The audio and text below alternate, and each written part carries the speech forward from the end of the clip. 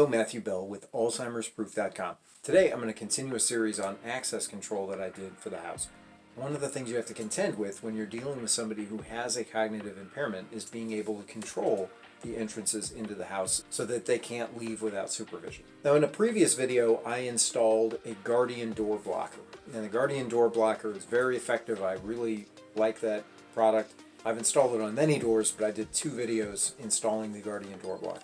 But I had a question from somebody about a door opening out. And obviously with the door blocker, the door has to open inward in order for the door blocker to be effective.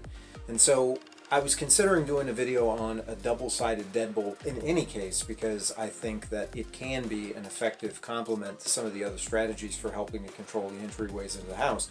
But what I thought I would do is install a double key deadbolt onto this door here in order to show you how that works. So with a regular deadbolt, there's a thumb turn, and the thumb turn operates the deadbolt. So obviously that's in the unlocked position. This is the door jamb, this is the door. So this causes the deadbolt to travel in the direction of the door. This causes it to retract. So this is unlocked, and then you have your doorknob down here. So with it in the unlocked state, obviously you can just open the door. Deadbolt lock prevents the door from being open. With a person who has Alzheimer's disease, however, access control is very important. So you'll want to try to prevent them from leaving the house without supervision. And one of the ways to do that is to frustrate, I know it sounds bad, but to frustrate their attempts to operate the hardware that's on the door. So for example, with this, it's very easy to operate. They can just turn it and not. So what I'm going to do is show you how to replace the thumb turn with a double keyed deadbolt. That's going to help to prevent the person from Alzheimer's disease from exiting the house. This is an example of a double-sided deadbolt actually in use. The reason I put it on this door was because this door has glass panels on it, and it was pulling double duty as a security feature. But the advantage of the double-sided deadbolt is that it can't be opened without the key. Unlike a deadbolt that has a thumb turn, you have to have the key in order to operate this deadbolt lock. Obviously, key control is going to be very important for that application. Another thing to consider, though, is that it's going to make it more difficult to exit the house. For example, in the case of an emergency, if there were a house fire or some other emergency, you'd have to have the key in order to exit the door. So you want to bear that in mind. This video is for general informational or entertainment purposes only. I can't guarantee that any of these interventions is going to work in your application or that you'll be able to do it successfully. Please do not take these as specific pieces of advice for your situation. This is merely illustrative on how I handled certain problems that arose with respect to caring for my dad who had Alzheimer's disease. And I hope that something that I say has helped you. Now this is the lock I'm going to be installing. It's a Schlage. You can see my name written across the top. And the reason for that is if you're installing this in conjunction with locks that are already on the house, you're probably going to want to have the deadbolt cylinder rekeyed so that all of the other keys in the house will operate the same, the new locking mechanism. So in other words, right now you use a key, presumably 1 or 2 keys to get into your house, and if you add a lock and you don't rekey it, you're going to have a separate key to open this lock. So in order to avoid that, I had this lock rekeyed, and they wrote my name across it so I could pick it up and stuff like that. So I'm going to install this one in place. Now actually I only had one side rekeyed, and the reason for that is I actually have a high security lock cylinder that's going to go onto the other side of it, but a locksmith will probably have to do that unless I can figure out how to do it. But this is a Schlage lock. That's the locks that I have on my house. You know, there's Kwikset, there's many other brands, but Schlage I've always thought it was pretty good, and it looked like the type of lock we wanted to get. There aren't as many of these double keyed locks usually available on the shelf. I just got this, you know, you can get it at Home Depot, at Lowe's or Menards or other stores, True Value. But you can also order it, I'm sure, on Amazon, where there might be more of a selection. This is what comes inside the box. We've got the lock hardware, little inside deal, and then they actually, you know, they provide screws that would enable you to secure the strike plate to the wall, which we already have a strike plate in place here. I'm just swapping the hardware out, so probably don't need a lot of this stuff. But different screws and things like that in here that you may need in order to install it. And let's get to it. Okay, so first of all, you can see the two screws, one on one side of the thumb turn and one on the other. I can use the hand screwdriver to start this off, and I'll use the drill to finish it. If you don't have a drill though, you can use the hand screwdriver. So the first thing we want to do is remove this plate. And you'll see, obviously, when you are installing the double key deadbolt, you'll see that one of the sides, because both sides are going to look the same, one of the sides is going to have the screws. That's the side you want to put inside. Now in order to access this one, I'm going to turn the thumb turn in the other direction. And this side, I'm going to use the drill. You can see the number 2 drill bit.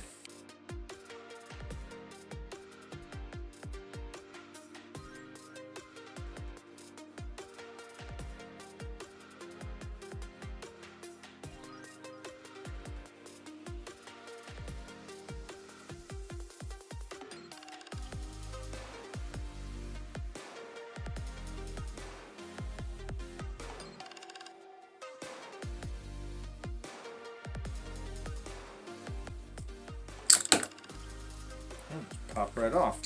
So that is what the thumb turn looks like when it has been removed. Inside you can see the door hardware, and on the other side is going to be the lock cylinder, which in this position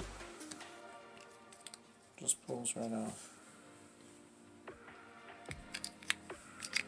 Alright, so I've got the door open, and you'll notice that the door hardware, one has screw holes on it. Kind of see it right there. So one has screw holes, that's the one that's going to go inside, and then the other one does not. So that one is going to be the one that go outside. I've got the door open, so this is the part that goes outside. You can see the kind of a shield around it. I'm just seeing if I can reuse the door lock hardware that was already there. So in that case, what I'm going to need to do, see the door lock, I'm going to remove the plate. Wiggle it free. There we go. Pull out the little plastic thing too. And this is the new one. Put in the new hardware, and you can see it says top. So you want to make sure that that is oriented upward. I'm going to slide that in place. Got my 2 screws here. Once again, this is the one that has no screws on the front, which is what we actually want to place facing outward. And then you just got to make sure you line up. There's a little thing right in there that you have to slide through the opening. And then on the back, trying to videotape this is not easy. So now on the other side, now this one is the one with the screw holes. And these are the screws that are going to mount it in place.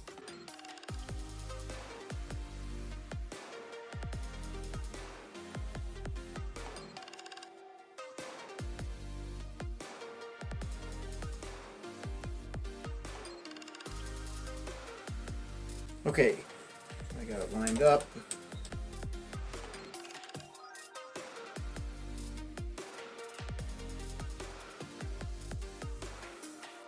Tighten the screws down once you line them up correctly.